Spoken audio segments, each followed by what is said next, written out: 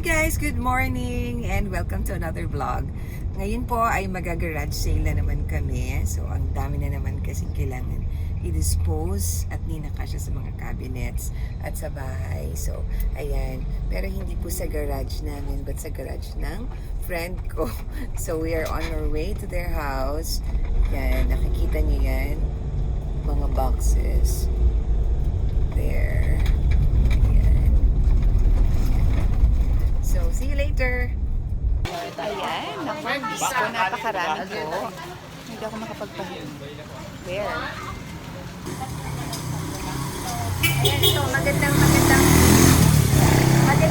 location itong lugar na to. So, kung maghahanap kayo ng area kung saan mas magandang mag-garage sale, yung sa may main road, no?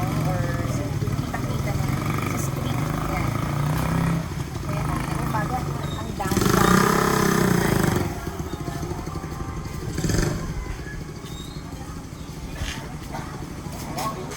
Medyo marami na rin ang natanggal sa mga, or nabili sa mga binenta natin since kanina umaga. So maganda yung maagang-maaga kasi paglabas ng mga tao galing sa simbahan, yung iba naglalakad, pauwi, yan. So nakikita nila to.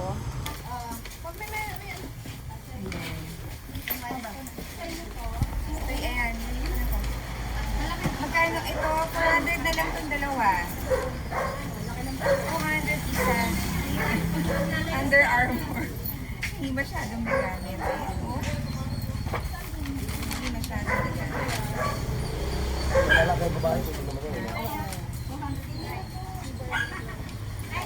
Ano, ipamigay na po.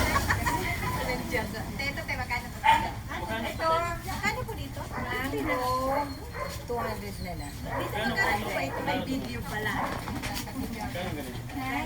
Ito, stickers, 200 na. 150 na lang? Nawaran pa ng 150. Sige, 150. Yes, thank you po. Hindi naman tala mo habang naka-video ako pa. Salamat. Thank you, madam. Sige. Yan. Ayan.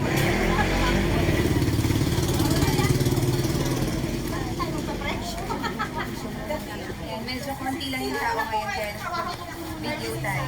Ito, this is fall fan. I'm just selling it for 300.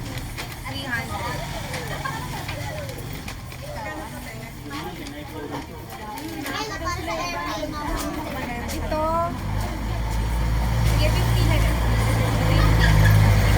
Water gun ba to? Water gun. Ay, hindi ko na water gun. Sorry, hindi. Hindi ito gumagana. Ayan. Pero 20 na lang. It's pwedeng ganun ang kuya. Gusto mo yan? 20 na lang. Magkano to?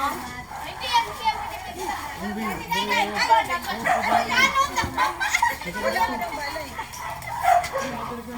Hindi daw wala yan. Ayan. So, tingnan mo. Ito, mga winter clothes. Ito yung mga malakas makapagpasikip ng cabinet. Kung hindi naman yung gagamitin na or kasi di ba nag-iiba-iba naman yung style, no, na gusto nyo, pwede nyo lang yung i-dispose at magamit na rin ng iba. Saka yung lalo na yung mahilig sa pictures, kung hindi mo naman nagagamitin kasi nakunan na. So, ayan, no? Ayan. So, ibenta na yung mga ganito. Ang lakas nito maka-eat up ng space sa cabinets. Yung mga winter clothes, pandamit. Ayan, 150 na lang. Ito, ayaw mo ito. Ayan. Ayan, medyo konti lang yung tao kaya mag-vlog tayo. Ayan.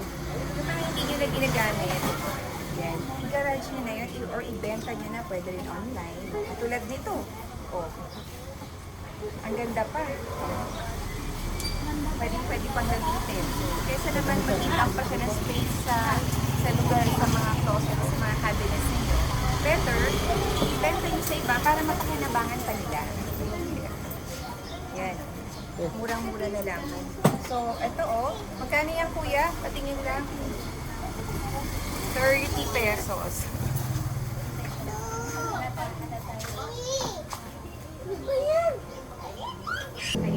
mga ganitong oras, mga alas 12, walang tao, at nag-aayos-ayos kami ulit, no?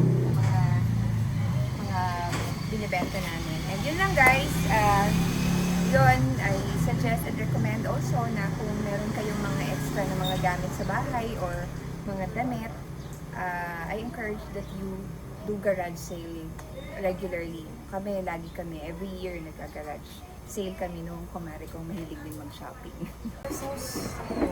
Kasi ayaw lang gamitin ng kumari ko. Magkano kaya niya nabili ito? So guys, yung mga gamit sa bahay, no, hindi lang yung mga damit, yung mga sapatos, bags, yung mga gamit sa bahay na sa palagay nyo, hindi nyo na naman, hindi na siya bagay dun sa interior ninyo. So, pwede nyo na rin i-dispose at ibenta para magamit na ng iba. There.